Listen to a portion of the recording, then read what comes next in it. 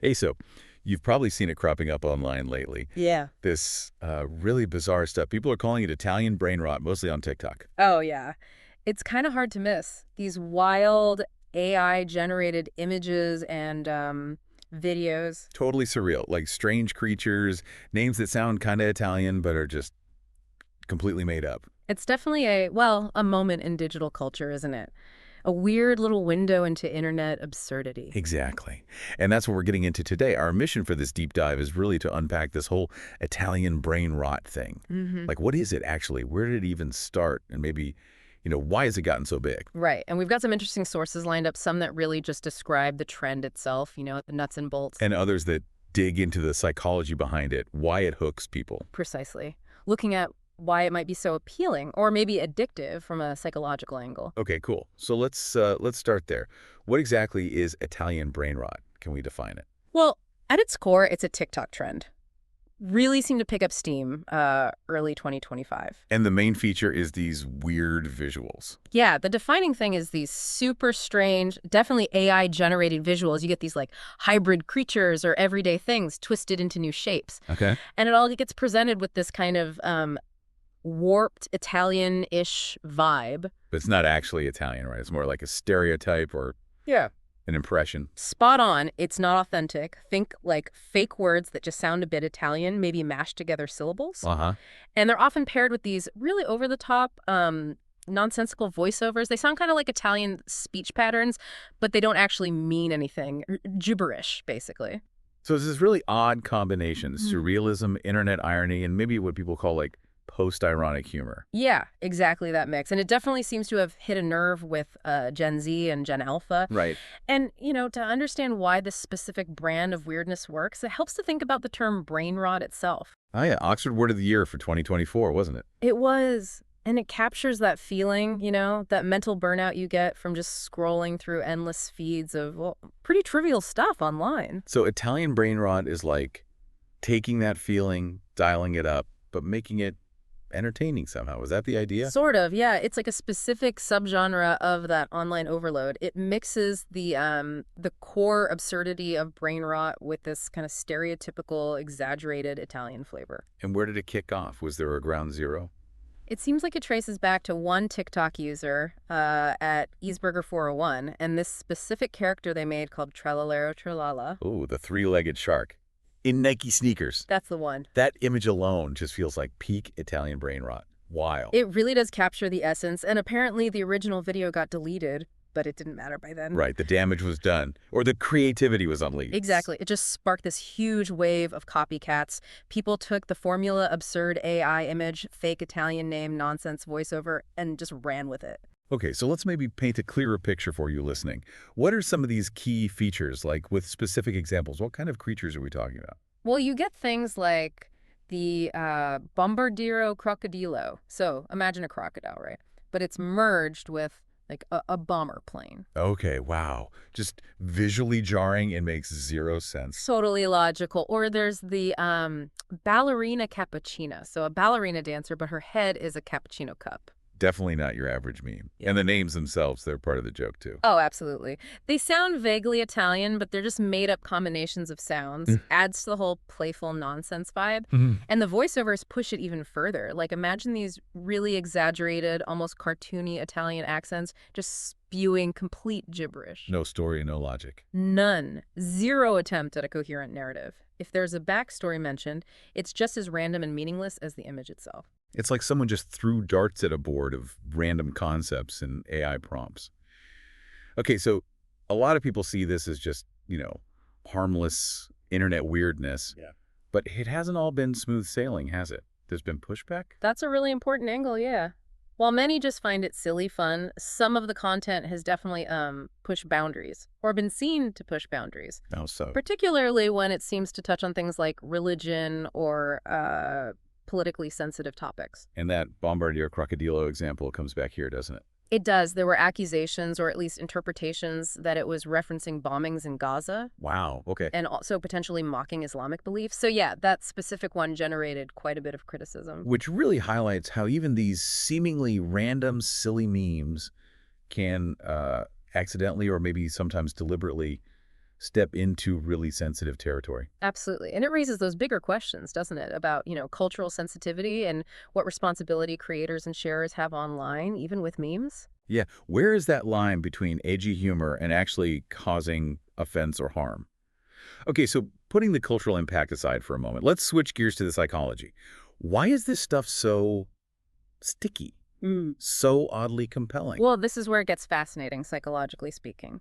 It seems to tap into a few key things in our brains. Okay, like what? First off, just the sheer sensory overload. You've got rapid cuts, often loud or jarring audio, chaotic visual. It's a lot very fast. And that kind of intense stimulation can trigger a dopamine release in the brain, that little hit of pleasure or reward. Ah, okay. So it's kind of like digital junk food. That quick reward makes you want another hit, keeps you scrolling. It's a good analogy, yeah. Yeah. You can sort of subconsciously start craving that next little dopamine burst, which definitely plays into, getting sucked into doom scrolling or just endless feeds. Makes sense. What else? Well, there's also the element of digital escapism. In a world that often feels, let's face it, pretty stressful and uncertain, the complete and utter nonsense of Italian brainrot can offer an escape.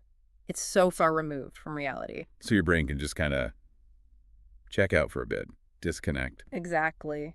The sheer absurdity allows for this temporary mental disengagement. It's almost like the feeling you get from really out there surrealist humor, or even the weird logic of dreams sometimes. It's a break. A break from having to make sense of things. Yeah. And then there's the humor itself. It's not always ha-ha funny, right? It's more like funny because it's so bad or weird. Right. That's where you get into things like post-ironic or meta-ironic humor. Okay, unpack that a bit. So it's like there's this layer of detachment. The humor isn't just in the content itself, but in the shared understanding that it's ridiculous. Ooh, like everyone's in on the joke, that the joke isn't really a traditional joke. Kind of. It's that knowing wink. We all see how absurd this is, and that shared recognition becomes part of the fun. Yeah. It actually builds a weird kind of community. Through shared absurdity. An internet inside joke, basically.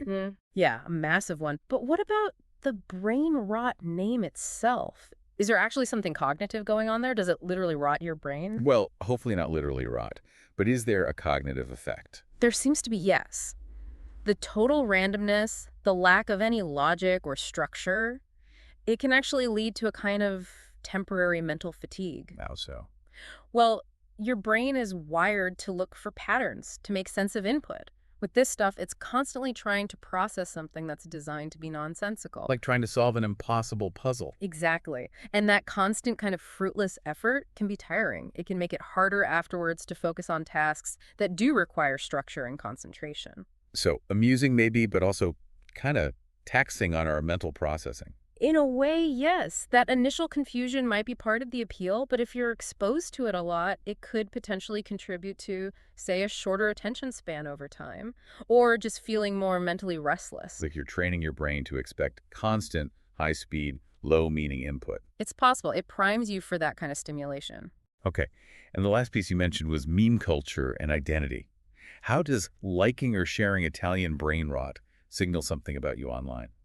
Right, so participating in the trend, even just getting the references or sharing the videos, acts as a kind of badge. It shows you're connected to these specific, quite niche internet subcultures. So it fulfills social needs. Yeah, definitely. Things like, sharing humor, being creative if you make your own, feeling like you belong to a group that gets it, and maybe even that little thrill of being into something slightly weird or provocative. So it's definitely more than just passively watching silly videos. It's participation. It's a language. It is.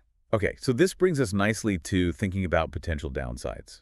And this is where I think it connects to concerns maybe you listening have about just information overload and staying focused these days. Exactly. Like we touched on, that constant diet of high stimulus, low substance media, it could genuinely impact our ability to focus deeply on things. Weakening that mental muscle for sustained attention. Potentially, yes. And another concern is how it might affect our perception of reality.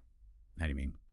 Well, if you're constantly consuming extreme absurdity, does it start to blur the lines? Does it make it harder to tell the difference between satire, genuine belief, or even like deliberate misinformation, especially if that misinformation is presented in a similarly bizarre way? That's a really interesting point. Could it make us more susceptible, maybe? Or just more cynical about everything? It's a valid question. Overexposure could perhaps skew how we evaluate information. And there's one more potential effect: emotional flattening. Okay, what's that? The idea that compared to the constant high of this super stimulating content, maybe more nuanced or emotionally complex or intellectually challenging material starts to feel, well, boring. Less engaging because it doesn't provide that immediate dopamine hit. Exactly. It requires a different kind of engagement that we might become less accustomed to seeking out or appreciating. Wow. Okay, definitely some food for thought there. Yeah. So if we try to pull this all together, what does Italian brain rot ultimately signal about our digital culture right now? Well, I think as utterly strange as it is, it's actually a pretty sharp reflection of where digital culture is in, 2025. Hmm. It speaks volumes about hyperstimulation being the norm, about irony being layered on irony, and about this collective deep need for escape, even into pure nonsense. It shows how fast these things can blow up too, Yeah. and how unpredictable online trends Yes, are. absolutely. It's a potent example of that. So, okay, it offers that quick laugh, that momentary distraction, Yeah. but it also kind of reflects these bigger shifts in how we process information and what holds our attention. Precisely. It really highlights that tension, doesn't it, between the craving for immediate, easy entertainment and the potential downstream effects on our attention, our engagement with deeper content, and maybe even how we perceive reality. It's quite a phenomenon. Okay, so on that note, maybe here's a final question for you to chew on. Considering how deeply this trend seems to plug into our brain's reward wiring, and the dopamine hits, and also our need for escapism, what does that really tell us about the kind of content that grabs and holds our attention now in this digital age? And maybe more importantly, what could the long-term effects of trends like this be on how we engage, not just with information, but maybe with the world around us more broadly?